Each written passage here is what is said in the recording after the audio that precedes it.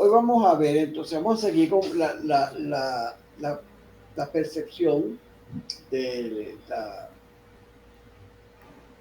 intensidad del sonido y cómo es que nosotros la entendemos. ¿Okay? Pero tenemos que seguir viendo cómo es que hace el oído. Ya sonó algo ahí, como espérate, sonó algo.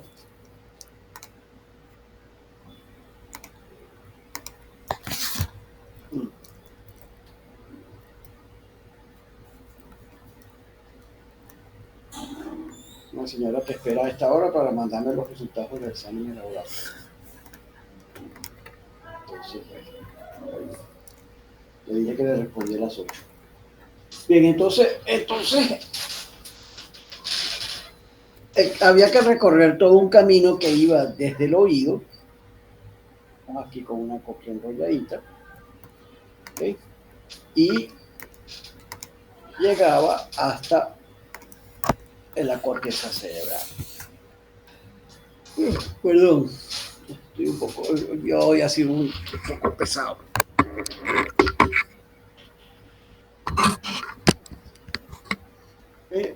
Desde el cerebro hasta la corteza cerebral. Entonces,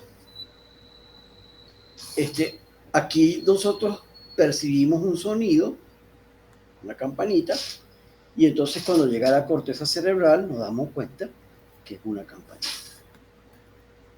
¿Okay? Y si la campanita suena muy duro, entonces la oímos como una campanota. Y si la campanita suena muy despacito, pues como una campana pequeñita. Entonces, pero eso ocurre en pasos, no es un viaje en un solo cable, ni en un solo nervio, por decirlo con más propiedad. Sino que eso va ocurriendo, va saltando etapas, va saltando estaciones. ¿Ok? Entonces, por ejemplo, la vía auditiva, vamos a ver, espérate.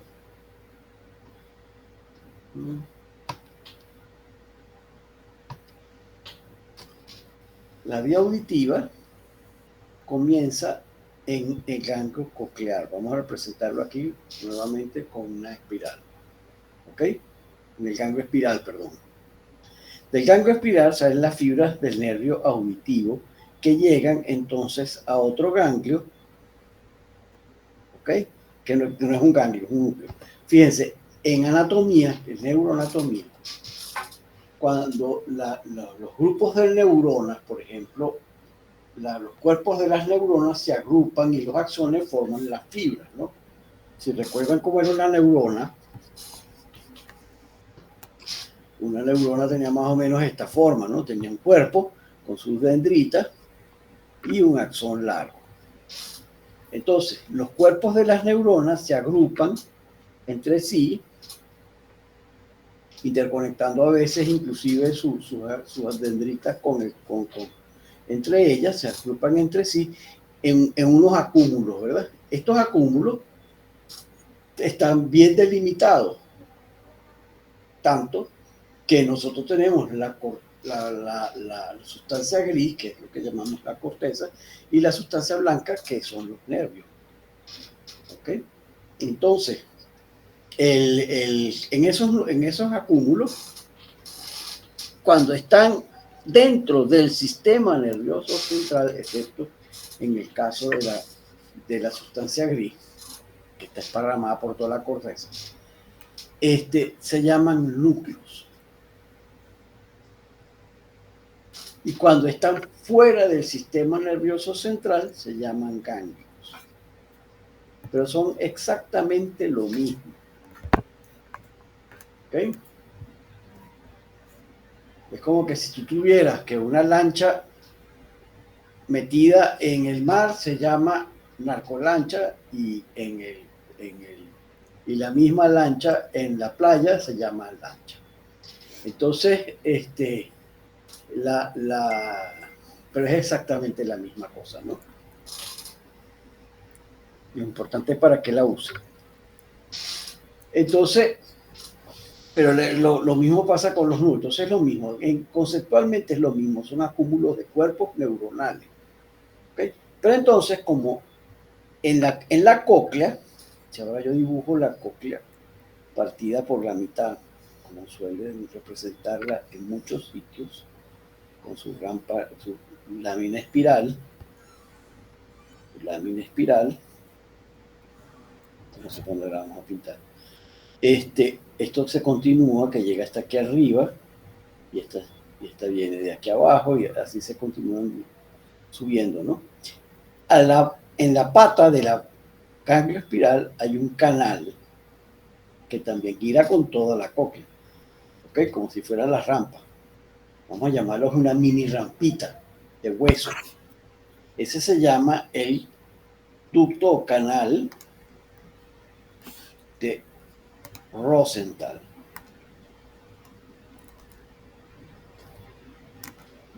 Y entonces, el canal de Rosenthal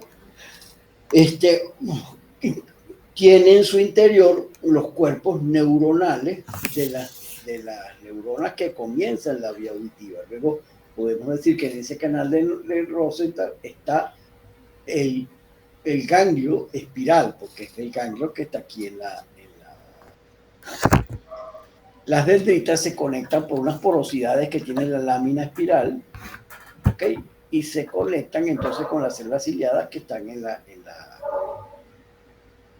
el órgano de Corti sobre la rampa, sobre la membrana basal, ¿no? Cuando ya se despolarizan, mandan su señal a la dendrita al cuerpo, llega aquí al cuerpo neuronal y el cuerpo neuronal las manda por sus fibras. Entonces ahora sí, a través de esta parte central de la cóclea que se llama el modiolo, se forman las fibras que forman el nervio auditivo. Una cosa curiosa, el nervio auditivo, si tú lo cortas y lo ves al microscopio, verías esto. Vamos a decir que esto es un axón cortado, y el que está al lado, y el que está al lado, y el que está al lado. Y entonces, pero van haciendo así como un brazo gitano, ¿no? Como un pan de jamón, tal cual. Ok, va quedando, parte de las fibras van por el medio y parte de las fibras van por fuera. Como ella se enrolla, si nosotros nos imaginamos la cóclea desenrollada, al enrollarla, termina quedándonos esta parte en la superficie y esta parte en el centro. O sea, esta parte corresponde a esta parte de la cóclea y esta parte corresponde a esta parte de la cóclea. Durante toda la vía auditiva se mantiene esa zonificación, que lo que viene de un lado se viaja por un lado y llega a un lado específico, no se mezcla. Ahí las cosas se mantienen eso se llama la tonotopía.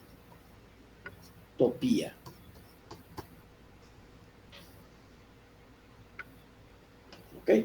Quiere decir que las zonas del sistema nervioso central se agrupan de acuerdo a la frecuencia que el oído oye. En la base se oyen las frecuencias agudas y en la punta se oyen las frecuencias graves. Eso lo vamos a ver en otra parte de esta materia. Por lo tanto, yo no les voy a preguntar qué es la tonotopía en el examen. Entonces, pero lo que me interesa que sepan es que entonces tenemos aquí un ganglio espiral que se comunica con un núcleo ya dentro del tallo cerebral. Déjenme mostrarles un minutico que yo había abierto una... Déjame abrirla aquí. Será este.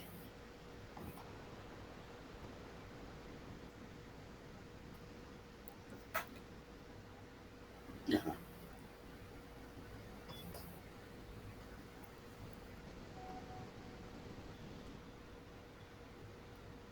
¿Qué pasó? ¿Por qué me salí? Ah, no me salió. A ver, no me salió nada.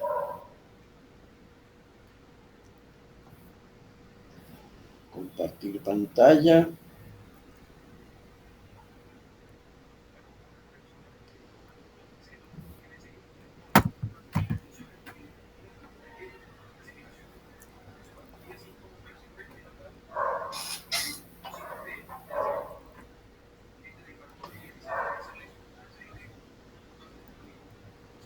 Entonces, fíjate, aquí tenemos dentro del tallo cerebral, esta señal aquí. Dentro del tallo cerebral, entonces tenemos, este es el nervio auditivo, esto viene de la cóclea, ¿no? Entonces vienen estos tipos de neuronas, vamos a ver eso de que son las neuronas tipo 1 y tipo 2. Entonces la neurona tipo 1 asciende y llega hasta aquí, a esto que está en el tallo cerebral. Les muestro para que recuerden cómo era el tallo cerebral. No lo tengo. Lo busques una imagen del tallo cerebral para que lo entiendan. Esto es en el bulbo raquídeo, esto es la oliva, y esto aquí aquí llegamos al grupo coclear. Y aquí se conecta entonces con esto que está aquí, que del otro lado, que se llama la oliva superior. Entonces este es el complejo de núcleos, porque no es un solo núcleo, sino varios núcleos, del complejo olivar superior. Por eso se llama complejo, porque son varios núcleos. Es un complejo de núcleos, no es uno solo. De ahí asciende y entonces pasa, aquí se la brincaron alegremente por el hemisco lateral y después llega a esto que se llama el colículo inferior. Y del colículo inferior manda fibras también hacia el lado contrario y hacia el mismo lado, hacia el mismo tálamo de nuestro cerebro. Y entonces se comunica, una vez en el tálamo, que esto se llama el ganglio geniculado interno, se conecta con la corteza auditiva que está en el lóbulo temporal, en la orilla de la cisura de Silvio. ¿Okay? ¿Se acuerdan que en el cerebro, te repito, un cerebro aquí magistralmente pintado, por supuesto, ya me metemos aquí otra vez, déjame compartir. En el cerebro tenemos, esto es un cerebro sin circunvalaciones, ¿no? Pero con sus lóbulos. Tenemos un lóbulo, tenemos tres cisuras principales, una que está más bien por el lado de adentro. Vamos a pintar la punteadita porque se ve más bien por el lado de hacia adentro. ¿Ok? Entonces tenemos tres cisuras. Esta que se llama, ¿la recuerdan? No oigo. No es la de Rolando. La de Rolando, exactamente. ¿Y esta?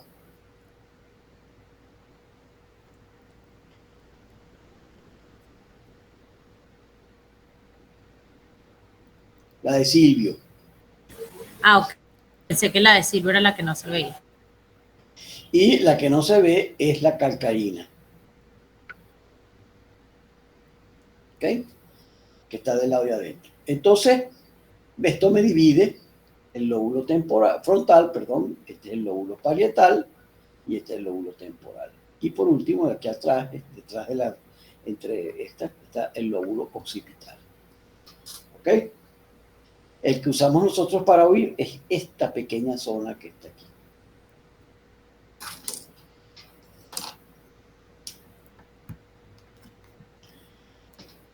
Pintadita de verde aquí. Interesante porque pintadita de azul.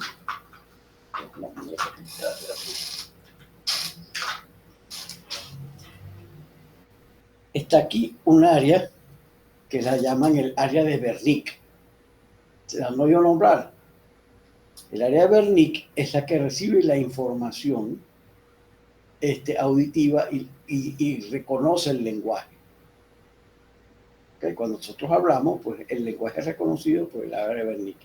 Fíjate qué interesante que está aquí cerca del área auditiva y está aquí en el lóbulo temporal cerca del aura visual. De tal manera que el área de Wernicke puede reconocer, sirve para funcionar las dos cosas. Y no solamente, sino que también está aquí en el parietal que tiene el tacto. ¿Okay? Entonces, seguimos entonces con nuestra ruta.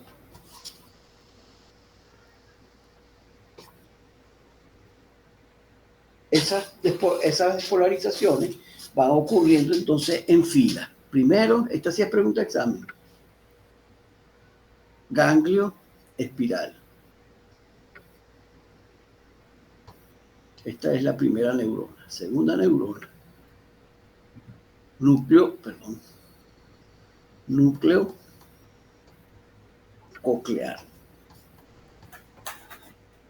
Tercera neurona, está el complejo, el núcleo del complejo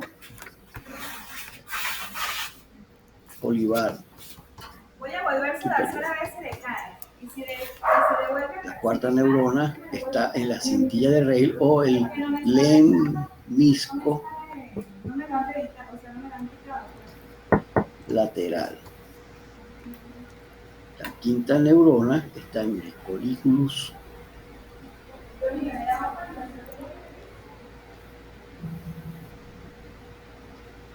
inferior. Y la séptima, la última, está en el cuerpo geniculado medial o interno.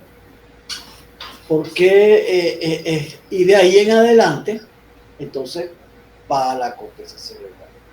Esto es importante porque nosotros podemos ver con un estudio que se llama unos potenciales evocados de tallo cerebral, podemos ver cada uno de estos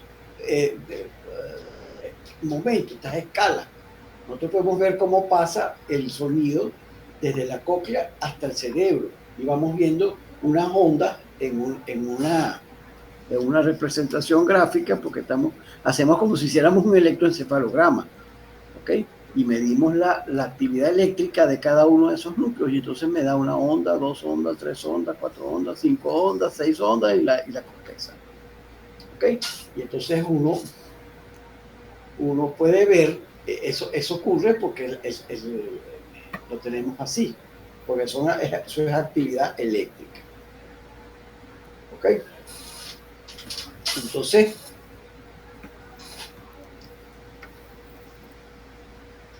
¿qué es lo que oímos? Oímos entonces, bueno, la energía, que puede ser tanto la fuerza como la presión, como la potencia. Cualquiera de estas maneras de expresarse la energía de la compresión que hace el aire cuando el aire o cualquier medio que transmita sonido. El aire no es el único medio que transmite sonido, ¿no? Cuando comprime el aire. Entonces, cuando ese aire se comprime, como estamos hablando de aire comprimido, pues ¿qué es lo que aumenta? Su presión. Entonces tenemos partes donde la presión es relativamente baja, después aumenta la presión y vuelve a subir, a bajar la presión y vuelve a subir, y eso es una onda. ¿Okay? Igualito, siempre, como si fuera un resorte. ¿Esto de quién depende? De qué tan elástico sea el material que yo estoy usando para comprimir y descomprimir. Si es un material muy sólido, ¿okay?, donde las partículas están muy juntas y no se mueven mucho entre sí, entonces esa energía, esa presión al comprimirla es alta. Por otro lado, si es mucha densidad también, ¿ok? Entonces, entonces ese medio lo tenemos así. Cuando nosotros veíamos en la primera unidad que al estirar un resorte se estiraba en función de una constante elástica, digamos, la pendiente era la constante elástica, eso es en un sistema lineal. Pero el sonido no se desplaza en un sistema lineal, el sonido se desplaza en un sistema tridimensional. ¿Okay? Y entonces hay una constante en física que se parece a la constante elástica, que se llama el módulo volumétrico. ¿Okay? Entonces el módulo volumétrico es lo mismo que la constante elástica, solo que como esto usa largo, pues en el otro no vamos a usar largo, vamos a usar superficie. Y como el otro estábamos usando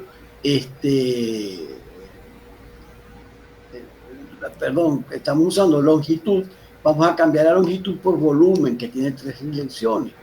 ¿Okay? Y en lugar de usar la fuerza en un sentido, la vamos a aplicar contra una superficie que tiene ese medio, entonces la vamos a llamar presión. ¿Ok? Y la diferencia y mientras aumenta la presión, pues para que se mantenga el módulo volumétrico, que se pone con la letra de B, porque es el módulo volumétrico de Boyle, ¿ok? Y entonces se le pone la letra B. Entonces, para aumentar esta, si este sube, este tiene que bajar.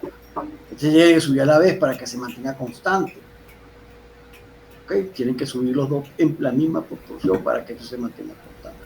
Si no se mantiene así, entonces este módulo baja y entonces las condiciones en que viaja el sonido son diferentes.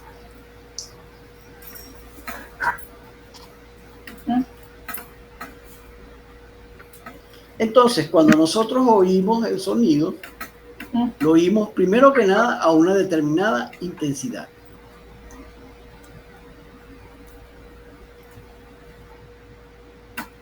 ¿Ok? ¿Y qué es lo que es la intensidad? La potencia del sonido sobre la superficie del área donde el sonido se está desplazando. Tenemos también otra manera de verlo, que es lo que llamamos el nivel de intensidad.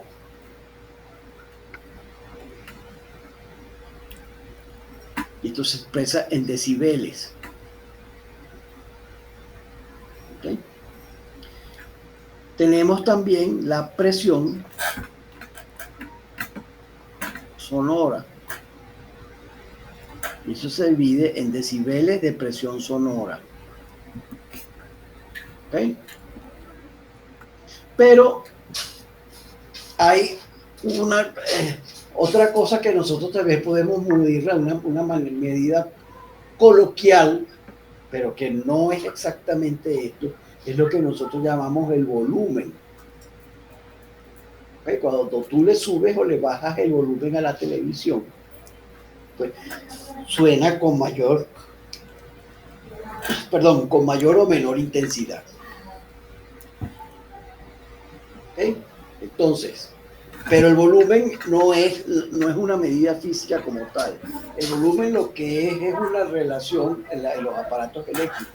Es una relación que hay entre la mínima salida que tiene el aparato, de la mínima potencia, la mínima salida de señal sonora que tiene el aparato, y la máxima. Y entonces hace una relación porcentual. La máxima es 100% y la mínima es 0. Y entonces no la ponen en porcentaje, sino que la ponen en rayitas. Pero es una medida porcentual de la salida que está teniendo el volumen. Entonces tú le subes el volumen, te aumentan las rayitas y lo oyes más intenso, por supuesto, porque te estás acercando más a la máxima salida que tiene ese aparato. Pero lo que te está diciendo es la mayor la mayor salida en intensidad, en presión sonora o en decibeles, como ustedes lo quieran medir. ¿Ok?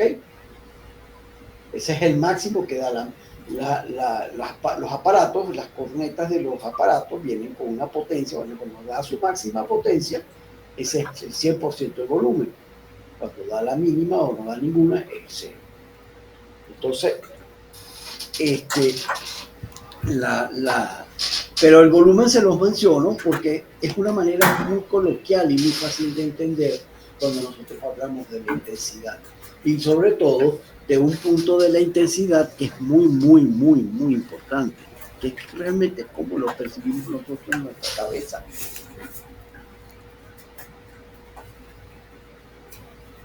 ¿Okay? Porque tú puedes, el mismo sonido que yo reproduzco a una determinada intensidad, ¿okay? No suena igual para todo el mundo. Porque si estamos hablando del viejito sordo de la esquina, ese mismo sonido que tú oyes con mucha claridad, el otro apenas lo oye o simplemente no lo oye.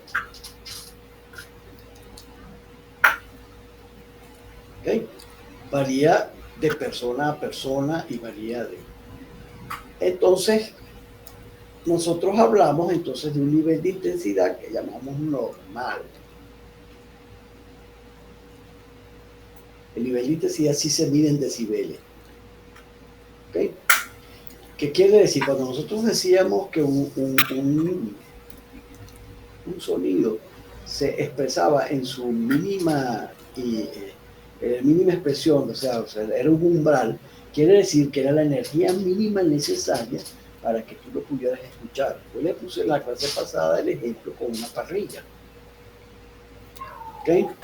Que entonces en la parrilla, con un fosforito no era suficiente para prenderla, teníamos que usar más energía. Y tú podías ir subiendo gradualmente la energía que necesitabas para prender la parrilla hasta que daba con cuál es la mínima necesaria para prenderla. ¿Okay? Y entonces la podías hacer con temperatura y subiendo la temperatura hasta que, bueno, por fin prende. Entonces ya tú sabes, esa es la temperatura mínima que necesita la parrilla para prender. Ese es el umbral de encendido de la parrilla. ¿Ok? Entonces,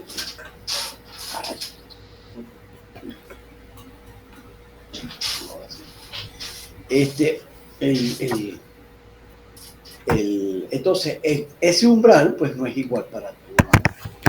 ¿Cómo sabemos nosotros cuál es el valor normal?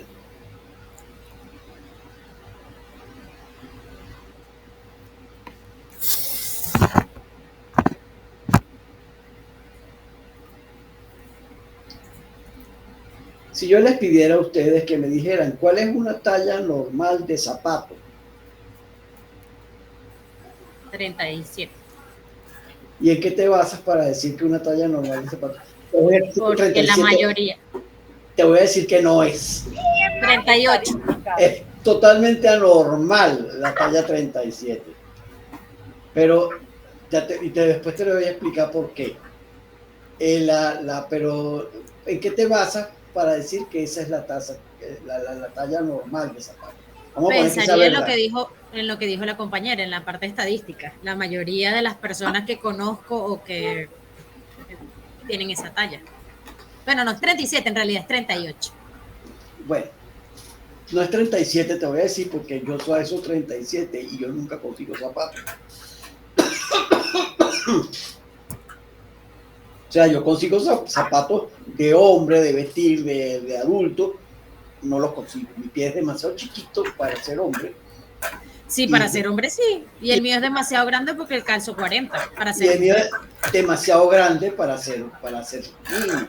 Entonces no hay esos zapatos. ¿Por qué? Porque se junta una curva con la otra. Si yo me busco los zapatos entre los 0 y vamos a poner 14 años, entonces yo voy teniendo que la mayoría de los niños tienen una talla, esta la tiene, y esto es la escala porcentual, por la frecuencia porcentualmente. Y entonces, hasta que llega un punto que hay una talla que es la que mejor, la que más se consigue, la que tiene más gente. Y entonces vuelve a caer, estas tallas ya empiezan a ser menos frecuentes. Que es lo que pasa con el 37. El 37, allá como niños, ya no lo tiene casi ningún niño. ¿Ok? Es muy rara para los niños. Lo mismo que una talla, que te digo yo, 5, qué sé yo, qué será. Entonces las otras tallas sí son un poco más frecuentes y entonces así se consiguen más. ¿Ok? Eso en cuanto a las tallas de zapatos. Pero estamos hablando no de tallas de zapatos, sino de valores de oro. ¿Cómo sabemos nosotros cuáles son los valores normales de colesterol?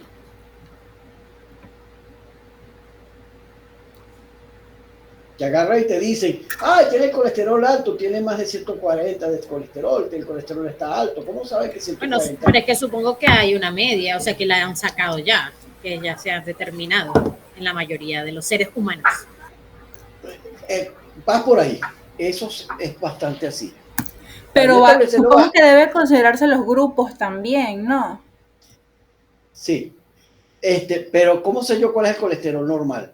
Bueno, yo agarro y mido el colesterol de toda una población y veo cuál es el valor más frecuente. ¿Ok? Y también, entonces voy viendo que el valor más frecuente está aquí. Y estos valores vamos a llamar colesterol en 10 y este es el colesterol en 160. ¿Ok? Entonces empiezo a ver que eso aumenta hasta cierto punto, ¿verdad? ¿Y qué es lo que yo hago? Yo agarro el valor promedio que tiene de colesterol y hago ahora otro promedio que es la diferencia de cada valor individual con el promedio. O sea, este tenía 10, bueno, 10 menos el promedio, ponle que fueran 100, entonces esto da 90. Y el otro te daba 20, entonces te da 80. Y, así, y entonces tengo 80, 90, 90, 7, 7, los 70, lo que sea. Todo eso lo promedio. ¿Ok? Esa cantidad de diferencias. Y esa cantidad de diferencias, al promediarla, me da una cosa que se llama la desviación estándar, que es nada menos sino la cantidad el promedio de cuánto se desvía un valor de su media, ¿entiendes? En la población. Entonces, yo puedo saber, según la ley de Gauss, si yo tengo una desviación estándar por arriba y una desviación estándar por abajo, ahí yo agarro el 65, no me acuerdo exactamente los números, ¿ok? Si me voy un poco, dos desviaciones estándar por arriba, me agarro el 75% de la población o el 95% de la población, ¿ok? Dos desviaciones estándar por arriba. Tres desviaciones estándar ya prácticamente agarra todo el mundo, ¿ok?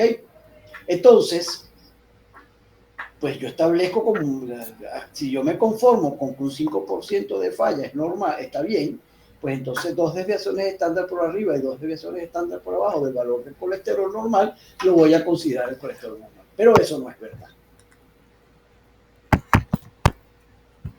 Eso matemáticamente es precioso. Es así.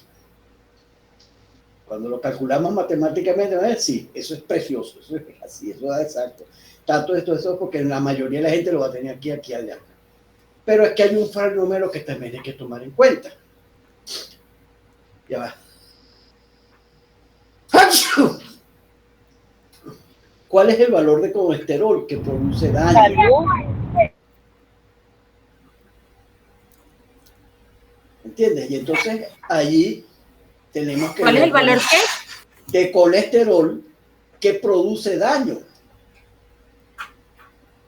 Ah, claro, porque puede ser que la mayoría tenga el que tiene malo. El que está malo, exacto. Y, matemáticamente es hermoso, pero resulta que si esa población todos tienen la llamada por encima del valor nocivo, pues entonces todo el mundo va a tener problemas con el colesterol, pues.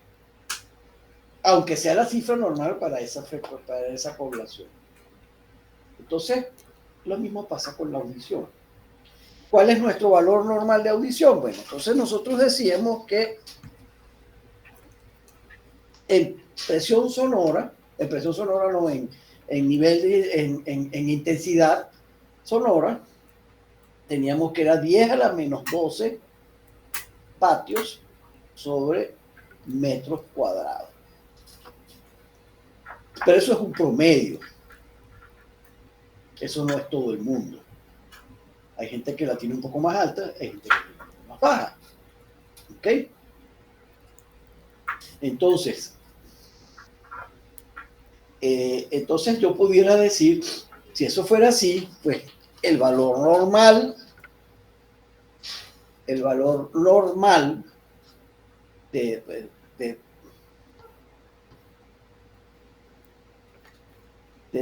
10 a la menos 12, vamos a poner que es el valor que estoy registrando, sobre 10 a la menos 12, que es el que tengo de referencia, pues esto me da a beta es igual a 10 veces el logaritmo de 1. El logaritmo de 1 es 0, por lo tanto todo esto es igual a 0. Entonces, el valor normal de umbral auditivo debería ser 0, y no es así.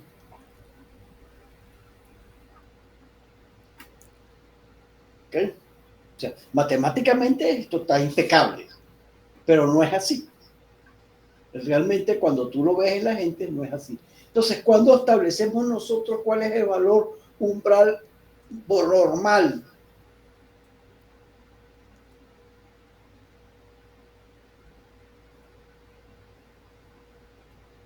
cuando la falta de audición empieza a ser problemática.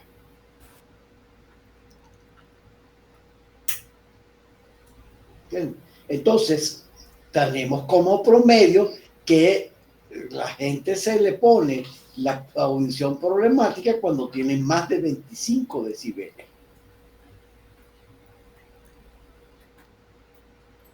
¿Okay? Entonces, decimos que como valor normal el nivel de intensidad de audiometría son 25 decibeles. En realidad son 30. Todo depende de los grupos. Para los niños sí, es 25. ¿Por qué para los niños es 25 y para los adultos es 30? Porque los adultos con un nivel en 30 no tienen problemas para hablar, pero los niños sí. ¿Entiendes? Entonces empiezas a tener una audición problemática. Entonces se acuerdan que yo cuando estuvimos clasificando la audición, la severidad que hasta 30 se consideraba normal, pues es eso, pues, viene de esa cuenta. Pero el valor lo estás estableciendo no por las desviaciones estándar que por arriba y por abajo del valor normal, que eso hubiera podido ser perfecto, sino por donde empieza a ser la sordera un problema. Y entonces, entonces todo el mundo, y ahí me voy a otro promedio, ¿no? Entonces yo empiezo que alrededor de los 30 decibeles, pues está la mayoría de la gente que empieza a tener problemas para oír. Problemas pequeños al principio, problemas grandes.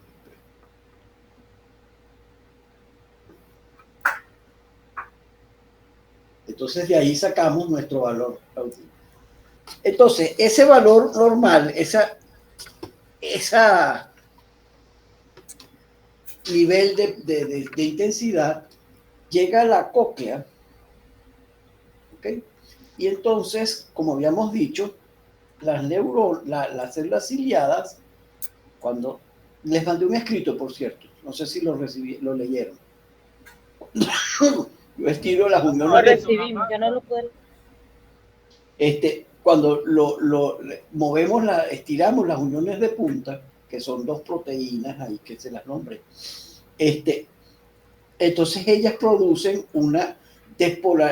vamos a decir, bajan el umbral de descarga de la célula y entonces la célula se descarga más veces por segundo. ¿Ok? Eso se conecta entonces con las neuronas. Las neuronas, las dendritas de esas neuronas, viajan por esas porosidades espirales que están en la lámina espiral y llegan al canal de Rosenthal, donde se consiguen con los cuerpos de estas neuronas. Estas neuronas, esos axones, forman el nervio auditivo que llega entonces al núcleo, ya esto llega al tallo cerebral, al núcleo coclear. Ahora, esto tiene unas características que son muy interesantes. Realmente, lo único que hace es mover a las células ciliadas, porque hay una cosa que hay que entender, lo que yo le he explicado de las células ciliadas cuando chocan con la membrana tectorial, no es tan así. ¿Ok? Es verdad para las células ciliadas internas, pero no es verdad para las células ciliadas externas. Porque a las células ciliadas externas les pasa esto. Aquí tenemos la membrana tectorial. ¿Ok? Aquí están las células ciliadas internas con sus cilias, sus estereocilias, que cuando esto baja y sube, ellas chocan y entonces se estiran. Pero las células ciliadas externas, tienen esta característica, que es que las fibras están clavadas, los cruces, están clavadas aquí encarnadas en la membrana. Y el otro punto interesante es que las células ciliadas externas, tienen fibras contráctiles como los músculos. ¿Cómo qué? Los músculos. ¿Okay? Son como mini músculos, pues. Entonces, cuando tú estimulas, cuando ella recibe un estímulo auditivo, ella se contrae y jalan el techo. No solamente se fusiona con la membrana que brinca, sino que ellas jalan el techo y entonces choca con la membrana, con las células ciliadas internas, y ellas entonces mandan cualquier cantidad de señales para tu oído. ¿Okay? Esto es tan importante que cuando las células ciliadas externas no funcionan, la persona no oye. Aunque tenga las células ciliadas internas.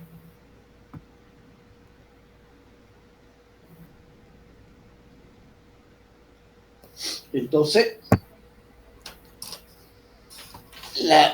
el otro punto es que si decíamos que había electrolitos de un lado y del otro, ¿okay? Teníamos una célula ciliada interna y una externa. Y tendríamos entonces aquí mucho sodio, aquí mucho potasio. ¿Okay? Y entonces ese intercambio de iones te producía un potencial de membrana. ¿De dónde sale el yodo? El sodio, perdón, del líquido que tiene alrededor de la célula, que en este momento la cortilinfa. ¿Okay? Y la otra tienen aquí. Pero un señor se le ocurrió poner, si tenemos ahora una de las rampas, ¿okay? Con su lámina espiral aquí, su membrana basal, órgano de corte, membrana tectorial y membrana de Reissner. Teníamos que aquí había mucho potasio y aquí había mucho sodio, al revés de lo que debe ser. Esta. ¿Ok? Esta es la perilinfa. Esta es perilinfa también. Esta es la endolinfa. La endolinfa tiene mucho potasio y poco sodio. ¿Okay? Pero cuando ocurre una estimulación eléctrica, entonces la membrana de Reissner permite nuevamente el flujo de electrones de un lado al otro, y entonces produce cambios eléctricos que estimulan a las células ciliadas internas. ¿Okay? Hay un YouTube, no voy a poder buscarlo porque va a perder mucho tiempo, pero hay un YouTube, después se los mando, de una célula ciliada externa, aislada, puesta en una solución con unos electrolitos, con unos electrodos en la solución que es capaz de conducir electricidad, y le ponen una música, específicamente el rock del reloj de Elvis Presley. Y tú ves cómo la célula se contrae con la música. ¿Ok? Y entonces es muy impresionante, ¿sí? Eso es lo que se llaman entonces los potenciales microfónicos cocleares. Pero microfónicos cocleares no, es de sumación coclear. Estos varían dependiendo a la cantidad de sodio y potasio que hay de un lado, se suman o no se suman, y entonces el potencial varía. Y es lo que llamamos, porque entonces a un señor se le ocurrió meter un electrodo aquí y un electrodo aquí. Y entonces veía que había un potencial eléctrico de tanto. ¿Okay? Esto era tan interesante que yo podía poner un electrodo sobre la cóclea, ¿okay? A través del tímpano, y el otro electrodo en cualquier parte del cuerpo. Y entonces podía medir los electrodos, los potenciales de sumación cocleares, y era una manera muy exacta de diagnosticar la enfermedad de Meniere. Tenía mucha precisión, mucha sensibilidad y mucha especificidad para diagnosticar. Lo que pasa es que es un estudio muy invasivo, porque hay que pinchar el tímpano y tocar la cóclea con ese electrodo a través del tímpano. Hay que pincharlo. Pinchar el tímpano duele con mayúsculas en letra 14 negrita. ¿Okay? Eso duele muchísimo. Y entonces, yo no sé si alguno de ustedes ha tenido un dolor de oído. Pero no, espero que no lo tengan nunca, pero no sé si alguna lo habrá tenido. Pero duele así, duele muchísimo, y duele como un dolor de oído, pues, es horrible. Entonces hay que poner anestesia para poder medir. Es un estudio muy engorroso, aparte que estás arriesgándote a infectarle el oído. No es un estudio muy... Es preciso, pero no es... Es muy engorroso de hacerlo, muy difícil de hacerlo y necesitan unas manos muy hábiles para poderlo hacer. Es engorroso. Realmente no es bueno. Pero sí es absolutamente preciso para decir que la persona tiene una enfermedad de Meniere. Porque en la enfermedad de Meniere los potenciales de fumación no hay, desaparecen. Porque en la enfermedad de Meniere, una de las cosas que pasa es que en algún segmento la membrana de Reissner o la membrana basal se rompen y entonces se mezclan los dos líquidos, entonces no hay ningún potencial. Entonces es perfectamente sensible para diagnosticarlo, pero es muy engorroso, por eso no se hace. Había otro, que este es de tipo experimental, en que usaban un cerebro de un gato, el oído de un gato. Entonces al gatico le ponían un electrodo en el nervio auditivo y un electrodo en cualquier parte del cuerpo que siguiera como negativo. Entonces me daba un potencial de membrana. Entonces, cuando yo ponía, le reproducía un sonido, me llevaba a poner, por ejemplo, los cables con los electrodos a otro cuarto y ponía unas cornetas. Cuando yo reproducía las cornetas, un sonido en el oído del gato, ese sonido se reproducía tal cual, clavado, poniendo un electrodo en el nervio auditivo, se reproducía tal cual en las cornetas que estaban en el cuarto. ¿Okay? O sea, tú podías funcionar. Eso no funciona con ningún otro nervio, solamente funciona con el nervio auditivo. ¿Por qué? Porque es el que tiene la disposición en la célula ciliada, en la cóclea, la organización de todas las fibras para que eso pueda funcionar. Mari, el micrófono, porfa. Marieli. Perdón. Entonces, se oye el sonido y lo podemos transmitir. ¿Ok? Ahora,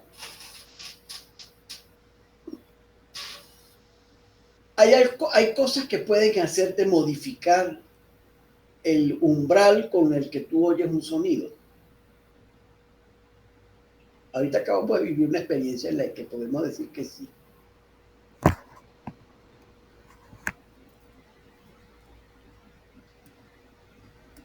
Sí, parlante. Bueno, fíjate bien. Implantes. Ahorita acabamos de vivir una experiencia. No. O cuando hay otro sonido. Cuando hay otros sonidos, ¿qué pasa? Que tú necesitas, tu umbral ya no es el que tenías en el cuarto aquí, sino que se sube. O sea, ahora necesitas que los sonidos que te interesan, tu señal, se tenga que aumentar el umbral para que los puedas oír. ¿Okay? Cuando tú estás oyendo con otro ruido. O sea, si tú estás en medio... yo por eso es que a mí, no sé si les comenté que a mí me gustaba más a los entierros que a los matrimonios. Nunca les comenté eso. Y era por eso, porque los matrimonios te ponen una música a todo volumen. Y no puedes hablar. Sí. Te lo comento. No puedes hablar. En cambio que en los entierros, lamentablemente, y hablas con todo el mundo. En el entierro hablas con todo menos con uno, que ya no puede hablar. Pero pero en general hablas con todo el mundo. Y entonces, y no hay música de fondo, por lo menos hasta ahora. Yo me imagino que ya vendrán los entierros con música de fondo también. Y cuando yo era muchacho, de 15 años, poner música en un matrimonio era de mal gusto. El matrimonio se consideraba un acto formal, muy, sí, muy formal, pues una cosa, y poner música para que la gente bailara rompía con esa formalidad. Eso, por supuesto, pasó de moda y ya no existe el matrimonio. No solamente no es que no les ponen música, es que la música es insoportablemente fuerte. Pero cuando yo era muchacho era de mal gusto poner, porque rompía la formalidad de lo que significaba el matrimonio. Era de mal gusto poner música. Entonces, bueno, es cuestión de modas y de épocas, ¿no? Hay cosas que cuando yo era muchacho eran de mal gusto y ahora no lo son. O son comunes. En estos días me estaban haciendo una pregunta sobre si los médicos podíamos ofrecer, llegar a un acuerdo con una farmacia y ofrecer descuentos para determinados medicamentos, y le dije, no, eso es totalmente contra la ética profesional. Pero hay cosas de esas que se está cayendo. Por ejemplo, cuando yo me gradué de médico, por una pancarta en la autopista Francisco Fajardo, donde salía yo con una modelo, diciéndole, yo soy el cirujano para verdad y consigo esta belleza, eso era totalmente antiético. Ahora tiene que salir en Instagram bailando y en TikTok. Exacto. Porque si no, no existe. Y ves las pancartas, ahora están las pancartas. Bueno, a mí me parece, claro, yo crecí así, yo me formé pensando que eso era antiético. Pero por lo menos no es que es antiético, es Nietzsche. Es una manera muy poco elegante de promocionarse. Claro que todo el mundo tiene derecho a promocionar su trabajo y para que para captar clientela, pues eso es un derecho, pero nosotros estamos hablando de salud, ¿okay? Entonces, me disculpan si alguno de ustedes es pariente del cirujano plástico que sale en la parcanta, pero no es muy elegante, en mi opinión. Entonces, entonces bueno, hay cosas que se pasan de moda y ahora sí, y ahora no lo son. ¿Okay? Pero entonces, ¿cómo se llama ese fenómeno en el que si se me aparece un ruido sobreañadido, entonces mi señal, vamos a hablar de ruido y señal. Vamos a tratar de definir las dos cosas. ¿Qué sería el ruido?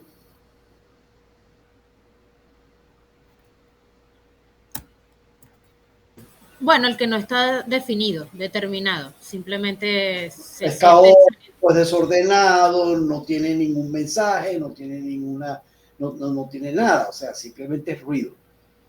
¿Qué es ruido para uno? Bueno, hay cosas que hay gente que le interesa lo que está sonando en el ruido y hay gente que no, ¿entiendes?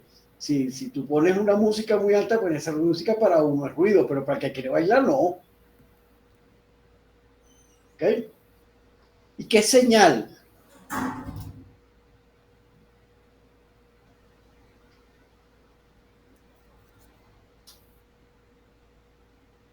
Es la parte del sonido que me interesa, que yo quiero oír. ¿Ok? Entonces. Así como cuando está hablando mucha gente, pero tú estás hablando con una persona y solo puedes tener la capacidad de escuchar solo a esa persona. Esa es la señal. ¿Ok? Pero eso es un fenómeno bien interesante que también lo vamos a ver. Pero ese es lo que llamamos la señal. Tú estás oyendo lo que la persona oye. Tú vas yo una vez entré a una peluquería. Yo entré a una peluquería muy pocas veces, porque me parece un gallinero. ¿Okay? Eso es un ruido insoportable también. Ahí suenan los secadores de pelo, las cosas, la música que ponen a veces, o ponen cosa, está la señora contándote el chisme X y después la otra te está contando el chisme beta, y entonces aquello es un ruido insoportable.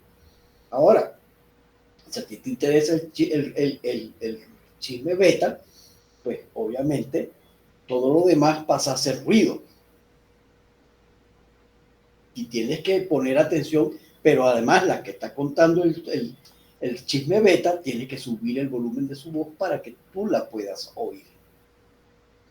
Entonces, tenemos una señal, la producimos junto con un sonido de fondo. Lo llamamos un ruido. Entonces, producimos un ruido X. Este es el ruido y esta es la señal.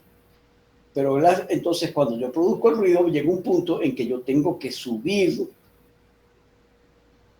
el volumen de la señal para que nuevamente ajustar el umbral, pues, a un umbral que yo pueda escuchar. Esto se llama enmascaramiento.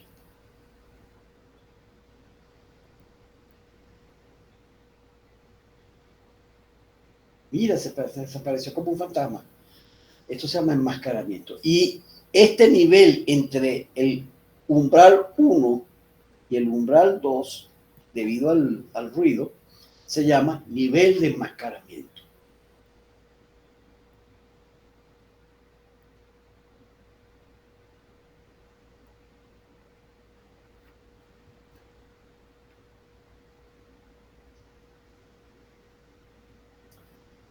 Lo van captando. Entonces,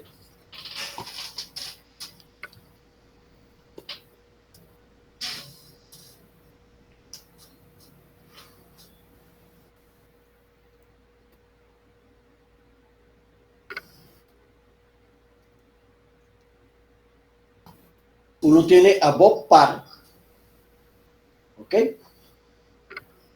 Que es la señal. Está la mascarita de Bob Parr, que es el ruido. Y tenemos a Bob Parr con la mascarita, que es Mr. Increíble. Entonces, este señor es Bob Parr es la señal. La mascarita es el ruido y el Mr. Increíble es el ruido enmascarado, la señal enmascarada. ¿Lo entienden? Así como, bueno, ustedes nunca vieron Meteoro. Meteoro es una comiquita que todavía dan por televisión. Todavía la dan. Meteoro era cuando yo tenía 12 años, una cosa así. Nunca vieron Meteoro y el Max 5. Es de un carrito, algo así. De un carrote, no un carrito, era un carrote. Algo de carreras, pues. Era de carrera, sí, exacto. Y Meteoro ganaba todas las carreras, era como Schumacher. Ya lo interesante era quién llegaba de segundo, no quién ganaba. Cuando la gente que le gusta las carreras de carro ya decía que bueno, qué fastidio, ya me interesa de quién llega de segundo. Schumacher va a ganar de todas maneras, vamos a ver quién llega. Bueno, Meteoro le pasaba igual, le ganaba todas las carreras. Y entonces tenía el hermano. Hay una película. Sí, hay una película muy mala, por cierto. Un primo de mi esposa trabajó en el diseño de los carros. De los carros, cómo se veían ver los carros en la película. Pero la película es muy mala. La película es realmente mala. Entonces, yo creo que la única película buena de los hermanos Wachowski es Matrix. Y Matrix la primera. Entonces, pero él tenía a su hermano enmascarado, pues también. Entonces, y cada vez que salía el corredor enmascarado, venía una retaíla del narrador que decía que aunque Meteoro no lo sabe, el enmascarado es Rex, su hermano mayor, que yo de la casa cuando era pequeño. Cada vez que salía la cosa te venía esa retaíla. Pero entonces era lo mismo, era Rex, es el hermano mayor de Meteoro, la máscara y el corredor enmascarado, que en inglés era el corredor X, es el ruido enmascarado, es la señal enmascarada. Bien, no todos los sonidos sirven para enmascarar. ¿Okay? ¿Por qué? Porque si uno ve la membrana basal de la cóclea, si la pudiera ver estirada, ¿okay? Vamos a poner no enrollada como está en la cóclea, sino que yo la pudiera ver toda estirada como si fuera una alfombra. Entonces, cuando se produce un sonido, una zona de esa es la que se deforma. Eso va de acuerdo a la frecuencia del sonido. Eso lo vamos a ver más adelante. Entonces, para yo poder, si yo produzco una señal que me deforma esto, y yo produzco un sonido que me deforma esta otra, pues no se interfieren una con la otra. Tú oyes como dos sonidos separados. ¿Ok? Pero si esta señal se interfiere también con la señal esta, entonces sí, ahí yo necesito subir mi señal para que se imponga sobre el ruido. ¿Ok? Y entonces, para que ocurra un enmascaramiento, los sonidos tienen que ocurrir dentro de lo que llamamos una banda crítica. ¿Ok? La banda es ese pedazo de la membrana que se deforma, y la banda crítica es la que es capaz de tapar esa deformidad. ¿Ok? O sea, la cobija, uno se arropa hasta donde llega la cobija, dice el refrán. Si la cobija es más chiquita que la que uno, pues no lo tapa uno. Pues. Entonces bueno, como está pasando ahora también con ciertas modas en la ropa, que ya la ropa es más chiquita que lo que tiene que tapar, y entonces no tapa nada. Lo tapa estrictamente lo que YouTube no bloquearía. Entonces, entonces eso se llama una banda crítica. Y eso es lo que ocurre. Ahora, cuando uno generalmente, como la cóclea funciona, vamos a decir, uno oye los sonidos agudos con esta parte de la cóclea. Esta es la base de la cóclea. Vamos a pintarla desarrollada, pero esta es la base de la cóclea. Base. Y esta es la punta de la cóclea. Punta. ¿Ok? Entonces, si yo produzco un sonido agudo, pues para enmascararlo necesito otro sonido agudo.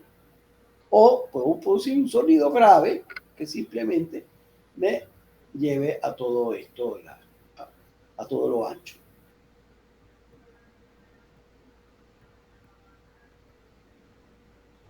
Porque esto hace, si el sonido es suficientemente grave, pues todo esto vibra. Entonces no importa dónde me quede el sonido, lo va Pero eso no está cierto. O sea, realmente funciona dentro de ciertas bandas, porque no toda la membrana vibra. Para hacer vibrar toda la cóclea, yo necesito presentar lo que se llama un ruido blanco. Les explico qué es un ruido blanco. Un ruido blanco, usted sabe lo que es la luz blanca, ¿verdad? Desde el punto de vista físico, ¿qué significa la luz blanca? No sé, profe. La luz blanca es la luz que contiene todos los colores.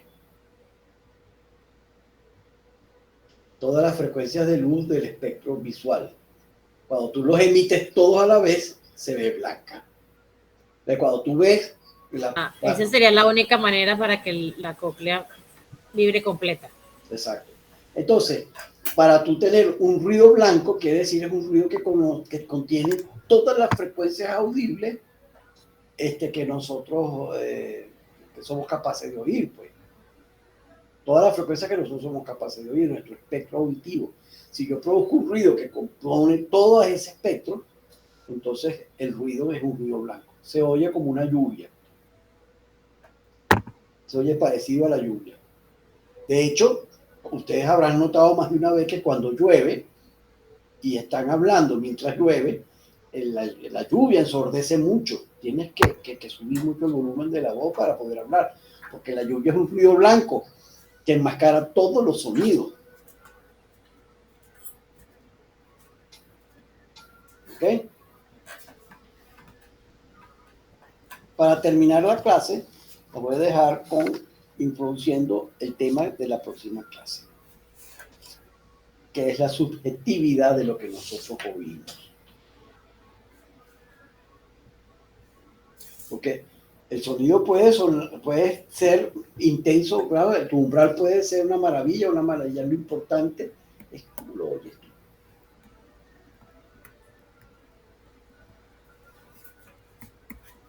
Y entonces diseñaron un concepto que se llama el nivel de sonoridad.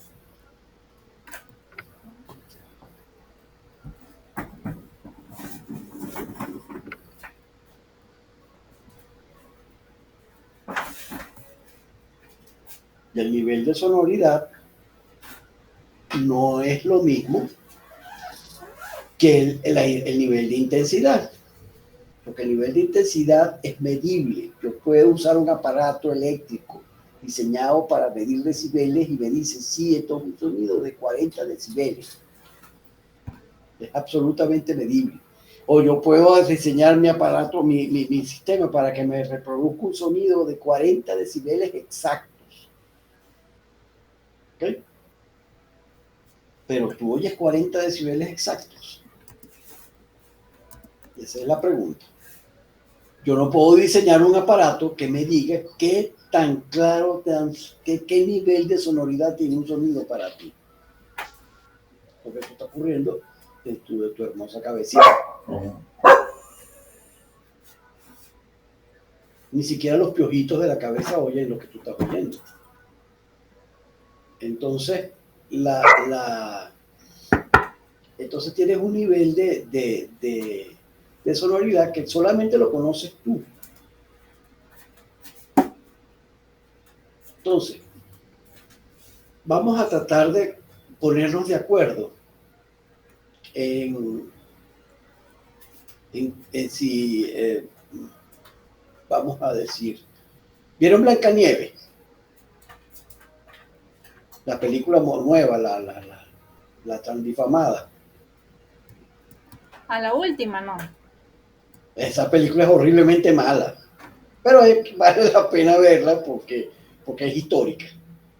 Esa película va a ser histórica. Es horriblemente mala. Mi hija tiene un concepto que me dice que es muy interesante, que es hay películas buenas y películas importantes. En el año en que salió, en el año 31, que hicieron la película de Frankenstein, no esta de ahorita, que es bastante buena, la que acaba de hacer Guillermo del Toro. Muy buena, se la recomiendo. Pero la de 1931 es un bodrio de película, una película asquerosamente mala. ¿Okay? Mala cinematografía, mala producción, todo mala, una película mala.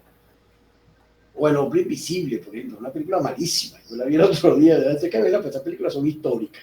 Malísima, la película es malísima. Llega un momento que tú no sabes si es una comedia o qué es lo que es, ¿no? Y entonces, pero ¿qué pasa? Ese año que salieron esas películas, las películas a mejor película, se las ganó, qué sé yo, El sueño de una nación, una cosa así, una película así que ya nadie sabe ni cuál es.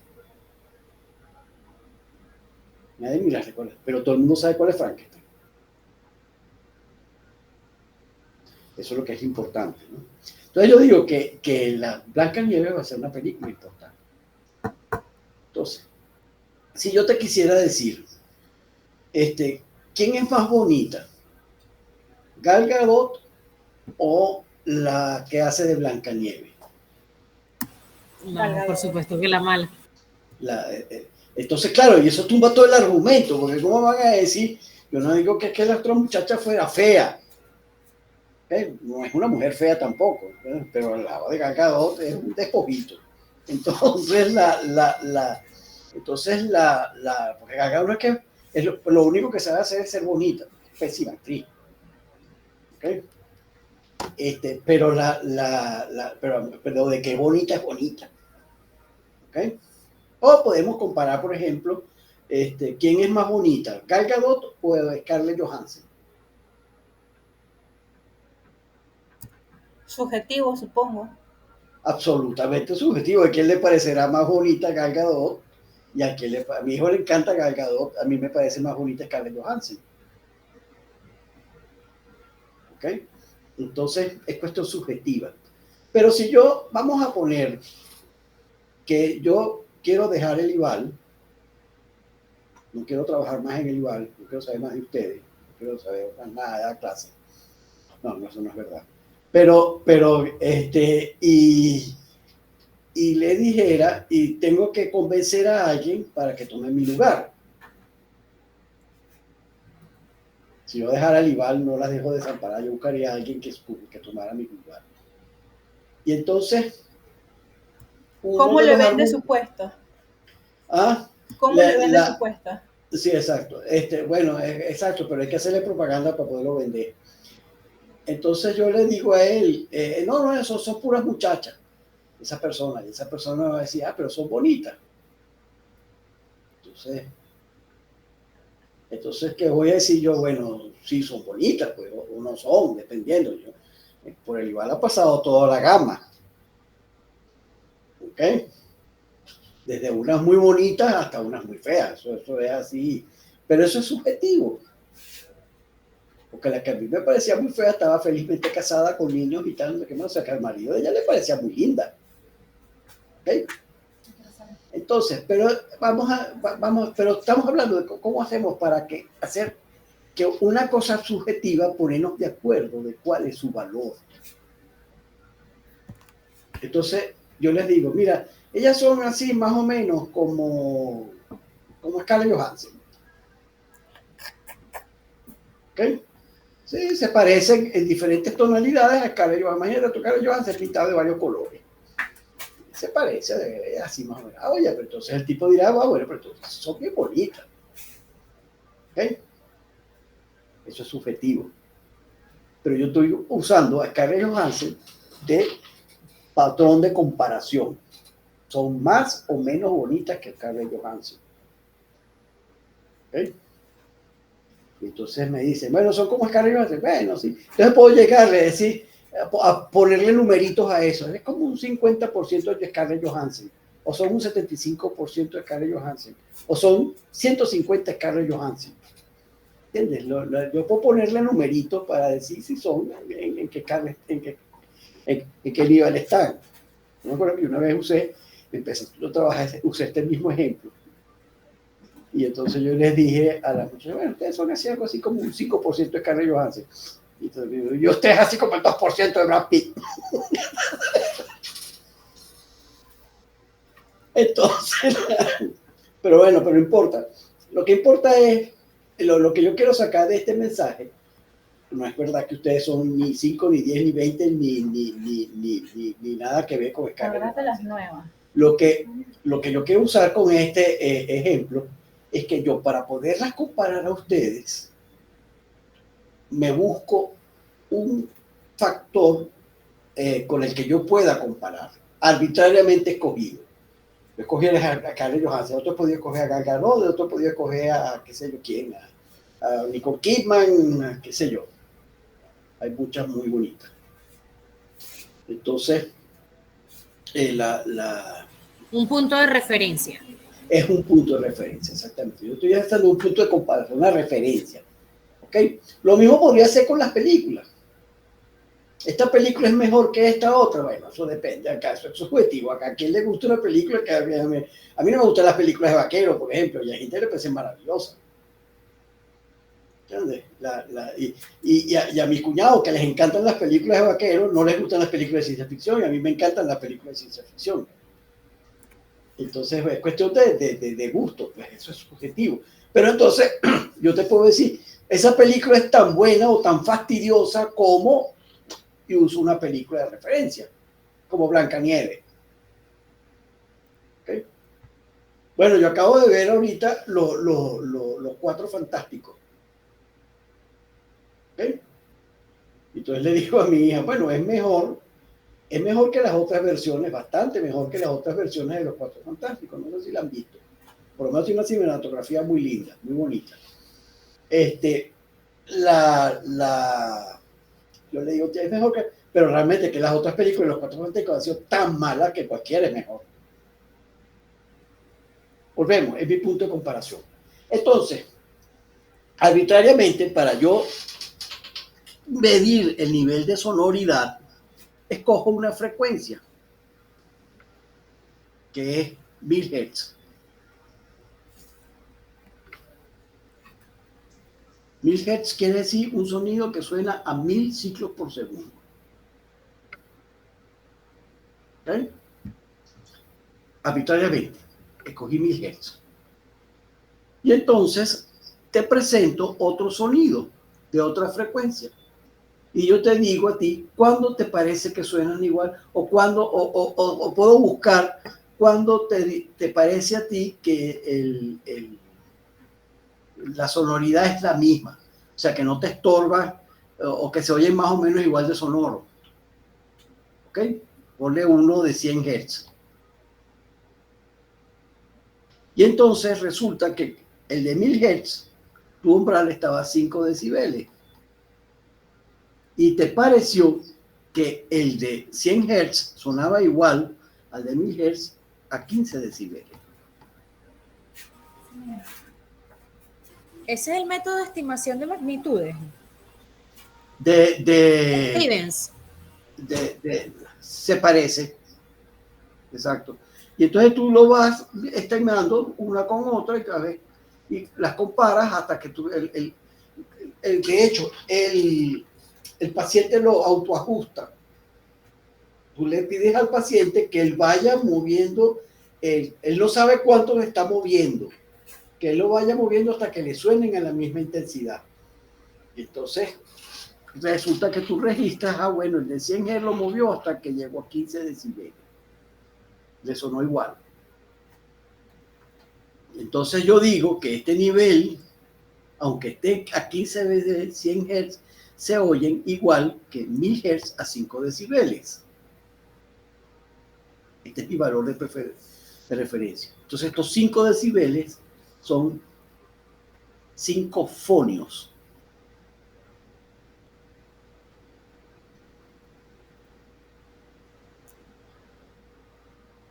¿Ok? 100 Hz tiene una sonoridad de 5 fonios. ¿Ok? Y así sucesivamente. Entonces, yo puedo ir captando eso. De hecho, lo puedo saber fácilmente con el audiómetro. Cuando estoy haciendo la audiometría, yo puedo ir probando diferentes tipos voy probando las frecuencias, donde es el umbral para cada una de las frecuencias. Ese es el nivel apenas audible. Y yo me doy cuenta que no es igual para todas las frecuencias. Unas se oyen más, otras se oyen menos. ¿Ok? Entonces, bueno, señoritas, ustedes tienen cara de cansadas. Entonces, perdón, se usarían los dos métodos al tiempo. Sí, el directo, y que sería el que él va ajustando la persona y te va haciendo lo otro para corroborar que esto se está dando. Exacto, pero eso es interesante desde el punto de vista experimental. Realmente en la clínica no se hace. ¿Okay? Y de hecho, de manera experimental, se han establecido tablas de sonoridad. Y las tablas de sonoridad son muy importantes, porque si yo te voy a poner un auxiliar auditivo, tú tienes una pérdida de 40 decibeles, yo no te voy a poner el auxiliar a que dispare a 40, tengo una salida de 40 decibeles. ¿Por qué?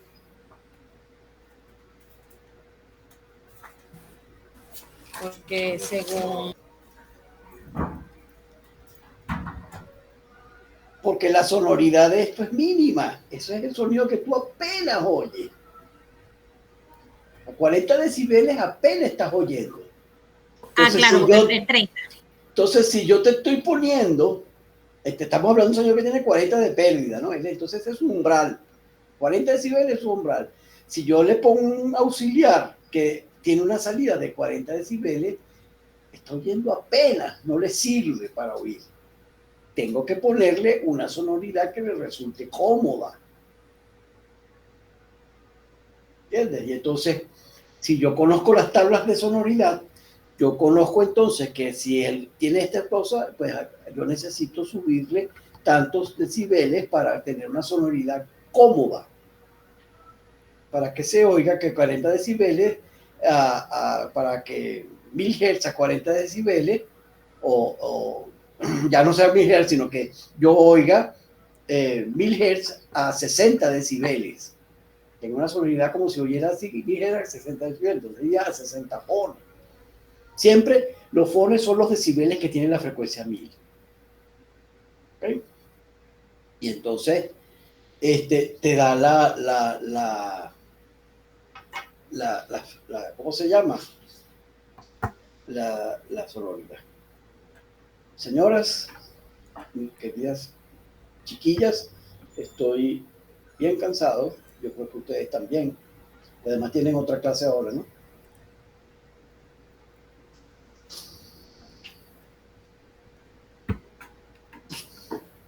Bueno, yo no me río porque a mí me toca el jueves igual, me toca con ustedes en la última clase, que ahí sí los agarro destruida. Bueno, vayan a comerse algo. Chao, pues. Chao, profe, buenas noches. Chao, profe, buenas noches.